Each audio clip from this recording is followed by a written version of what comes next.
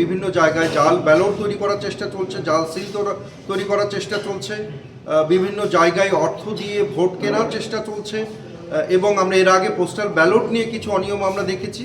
এরকম নানা অনিয়ম কিন্তু আমরা দেখছি যে আমাদের প্রতিপক্ষ জামাতে ইসলামীর পক্ষ থেকে এই অনিয়মগুলো করার চেষ্টা চলছে। সারা দেশে আমরা বিভিন্ন জায়গা থেকে আমরা যেমন নির্বাচনের আমেজ দেখছি এবং আমাদের পুরো বাংলাদেশেই বিএনপি এখন উজ্জীবিত এবং বিএনপির কর্মীরা ঘরে ঘরে যাচ্ছে এবং ঘরে ঘরে মানুষের সাথে জনসম্পৃক্ততা হচ্ছে আমাদের, কিন্তু সেই সাথে কিছু বিষয়ে আমাদের সতর্কও থাকতে হচ্ছে। আমরা খবর পাচ্ছি যে নানাভাবে নির্বাচনকে বানচাল করার জন্য, নির্বাচনকে প্রশ্নবিদ্ধ করার জন্য কিছু মানুষ কাজ করে যাচ্ছে। আমরা দেখতে পাচ্ছি যে আমরা এরকম অভিযোগও শুনছি যে বিভিন্ন জায়গায় জাল ব্যালট তৈরি করার চেষ্টা চলছে, জাল সিল তৈরি করার চেষ্টা চলছে, বিভিন্ন জায়গায় অর্থ দিয়ে ভোট কেনার চেষ্টা চলছে এবং আমরা এর আগে পোস্টাল ব্যালট নিয়ে কিছু অনিয়ম আমরা দেখেছি।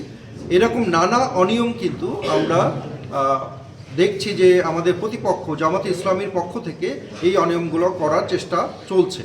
কিন্তু আমরা আইনশৃঙ্খলা বাহিনী এবং নির্বাচন কমিশনের কাছে আমরা যেটা অনুরোধ করছি যে আমরা একটি সুষ্ঠু নির্বাচন চাই এবং এই সুষ্ঠু নির্বাচনের জন্য যত ধরনের নির্বাচন আচরণবিধির লঙ্ঘন আছে এবং অনিয়ম আছে সেগুলো যাতে তারা শক্ত হাতে প্রতিহত করেন, কারণ জনগণের স্বার্থে, বাংলাদেশের স্বার্থে আমাদের একটি সুষ্ঠু নির্বাচন খুবই জরুরি। সুষ্ঠু নির্বাচন নিয়ে শঙ্কা তখনই তৈরি হবে যখন নির্বাচনের আচরণবিধি লঙ্ঘন করা হবে এবং তার বিরুদ্ধে কোনো ব্যবস্থা নেওয়া হবে না। এবং আমরা বিভিন্ন জায়গায় দেখছি যে নির্বাচন আচরণবিধির লঙ্ঘনের কিন্তু ঘটনা ঘটছে এবং প্রশাসন নির্বিকার, এরকম অনেক জায়গায় আমরা দেখছি। কিন্তু এই বিষয়টি যদি আমরা যতক্ষণ পর্যন্ত নিরসন না করতে পারবো এবং এই যে জাল ব্যালট, জাল সিল এবং বিভিন্ন জায়গায় অর্থ দেওয়ার যে নানা রকম অভিযোগ আসছে, সেই অভিযোগ যতক্ষণ পর্যন্ত আমরা নিরসন না করতে